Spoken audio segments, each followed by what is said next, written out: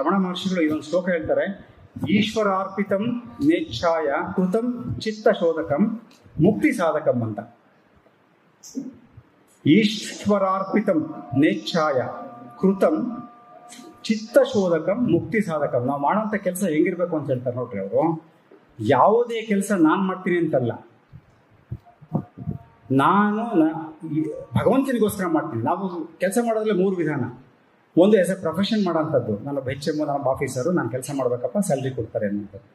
ಎರಡನೇದು as A duty ಅಂದಾಗ ಸ್ವಲ್ಪ ಇನ್ನು ಹೆಚ್ಚಿಗೆ ನಮ್ದೊಂದು ಕರ್ತವ್ಯ ನಿಷ್ಠೆ ಬರುತ್ತೆ. ಮೂರನೇದು ಆಸ್ ಎ ಸರ್ವಿಸ್. ಮೂರನೇದು ಹೇಳ್ತಾರೆ ಅವರು, ಸರ್ವಿಸ್ ಅಂದಾಗ ಒಂದು ಕೆಲಸ ಮಾಡೋದು ನಾನು ಭಗವಂತನಿಗೋಸ್ಕರವಾಗಿ ನಾನು ಮಾಡ್ತೀನಿ ಅನ್ನುವಂಥದ್ದೇನಿದೆ. ಭಗವದರ್ಪಣ ಬುದ್ಧಿಯಿಂದ ಸ್ವಂತ ಇಚ್ಛೆಯನ್ನು ತೊರೆದು ನಾನೇನೋ ಮಾಡ್ತಾಯಿದ್ದೀನಿ, ಈ ಸ್ಕೂಲ್ನಾಗ ಉದ್ಧಾರ ಮಾಡ್ತಿದ್ದೀನಿ, ಇದನ್ನೇನೋ ಒಂದು ಇಲಾಖೆನೇ ಉದ್ಧಾರ ಮಾಡ್ತೀನಿ ಅನ್ನೋದ್ರ ಬದಲಾಗಿ